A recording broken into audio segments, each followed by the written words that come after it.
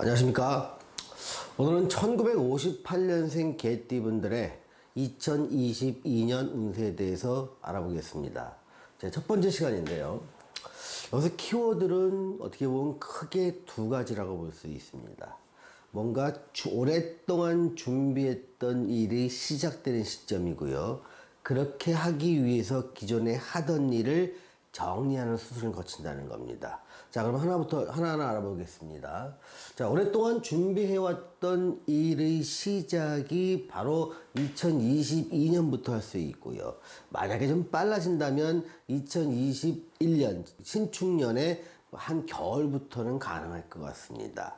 자, 오랫동안 준비해왔던 일은 정말 오래라는 기간은 사람마다 좀 다를 수가 있습니다. 어떤 사람은 뭐 평생을 꿈꿔왔을 수도 있고, 어떤 사람은 구체적인 준비를 하기 위해서 짧게는 약 3년에서 4년 동안 준비를 해왔는데, 이것이 뭔가 새롭게 시작하려니까 여러 가지가 좀 걸렸던 겁니다. 새로운 일을 하려니까 그 일에 관한 기술을 좀 배우기도 하고요. 경험을 좀 쌓기도 해야 되겠고요.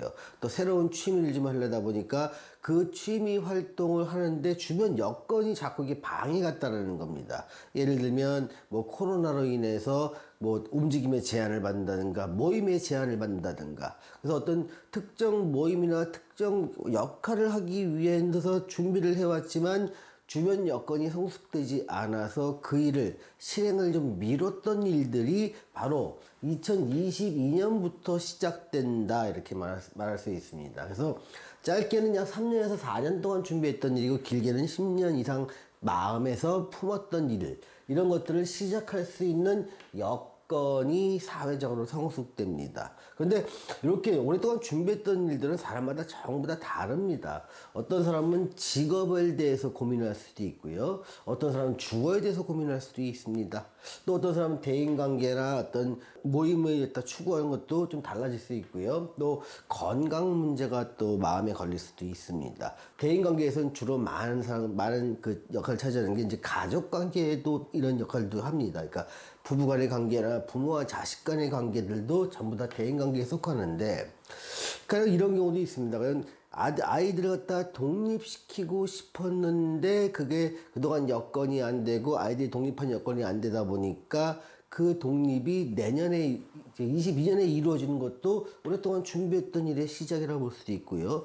아이들이 독립함으로 인해서 나한테 내가 내 일에 치중하고 집중할 수 있으니 드디어 내가 하고 싶은 걸 마음껏 할 수 있는 환경이 마련된다고 볼 수도 있습니다. 그래서 그런 것들은 여건은 성숙됩니다. 그런데 보통 우리가 일을 시작하게 되면은 보통 성공할지 실패할지에 대해서 염두에 두는 경우도 있습니다. 가령 뭐 취미 활동이나 사교 활동, 또 건강을 위한 것은 성공과 실패가 그렇게 큰 영향력을 미치지는 않지만, 만약에 이렇게 새롭게 시작되는 일 자체가 내 재산의 상당히 많은 부분이 투자되고, 또 그 투자를 갖다가 나이를 먹으면서 회수할 수 있는가 없는가, 이런 문제라면 성공이나 실패 여부가 굉장히 중요한 역할을 하게 됩니다. 그런데 이때 시작할 때는 사실 성공이나 실패는 모르고 일단은 여건이 성숙됐으니 시작은 하지만, 개인에 맞는 일이라면, 이렇게 선정한 일이 개인의 사주나 대운을 말합니다. 그 개인의 사주와 대운에 맞는 일을 선택했다면 성공 가능성이 좀 올라가지 않을까 싶습니다. 또 개인 사주에 맞는 것은 아이템도 있을 수 있습니다만 그 실행 방법도 있고요. 그걸 어떻게 알릴지, 또 내가 다른 사람들 얼마나 많이 그 관계를 가져갈 수 있지, 예를 들면 직원으로 쓸지, 뭐 큰데 납품 계약을 맺어야 될지, 아니면 프랜차이즈를 맺어야 될지, 이런 여러 가지 조건들이 좀 맞아 들어갔을 때 성공이 가능해지는 겁니다. 그래서 성공이 사실 그 돈이 많이 투자되고 노력이 많이 투자되는 일은 성공이 많이 어려운 경우도 많은데요. 이렇게 여러 조건이 맞았을 때 성공의 퍼센트는 점점 좀 올라갈 수 있다, 이렇게 생각하면 됩니다. 자, 두 번째, 주변 상황은, 그러니까 상황의 변화가요, 나의 꿈, 그러니까 58년생분들의 꿈을 이루기에 호의적으로 바뀝니다. 보통 이럴 때 뭐 나이도 있고 이제 그러다 보니까 버킷리스트라는 내용을 실천하려고 하는 사람이 있고, 그러니까 버킷리스트를 꾸민 사람이 있고 그걸 실천하려는 의지가 강한 사람이라면 이 내용을 실천할 수 있는 환경이 드디어 시작된다는 겁니다. 예를 들면 뭐 세계 여행을 하거나 뭐 유럽 여행이 뭐 아니면 또 미국 여행이나 남미 여행 아니면 호주 여행이 내가 꿈이라면 그 꿈을 실현할 수 있는 환경이 조성되고요. 나는 그런 게 아니고 내 작품을 만들어 보고 싶다. 또 난 글을 좀 쓰고 싶다. 나는 그림을 좀 만들고 싶고 조각을 만들고 싶다. 나는 목공예라든가 뭔가 새로운 일을 배워서 나는 집에서도 작은 가구라도 만들면서 어떤 내 취미 활동을 하고 싶다. 이런 분들이라면 그 내용을 그런 꿈들을 실천할 수 있는 환경이 조성됨에 따라서 버킷리스트의 완료라는 동그라미를 칠 수 있는 그런 환경이 만들어진다는 겁니다. 자, 두 번째 키워드는요.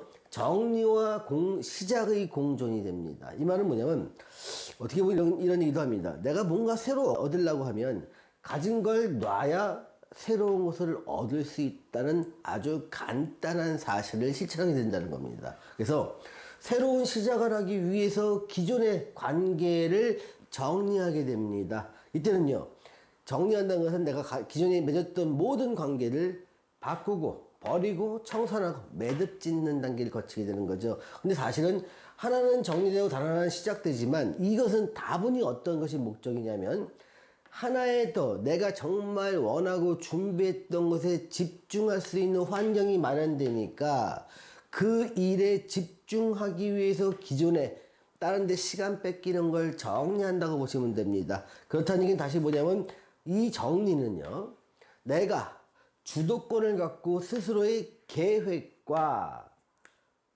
의지로 내 주도권을 갖고 행한다는 겁니다. 변화를 하는데요. 두 가지 경우가 있죠. 나는 원치 않는데 변화를 줘야 되는 경우도 있지만 내가 원하고 선택한 대로 변화를 주는 경우도 있습니다. 이 경우는 후자입니다. 내 주도권을 쥐고 내 계획과 의지로 바꿔나가는 과정에서 새로운 곳을 집중하기 위해 하나를 정리하는 것들, 또 시간을 뺏기는 것들을 다 정리하는 단계를 같이 병행하게 된다는 겁니다. 1958년생 여러분들의 내년에 많은 부귀한 발전을 기원합니다. 자, 시청해주신 여러분 감사합니다.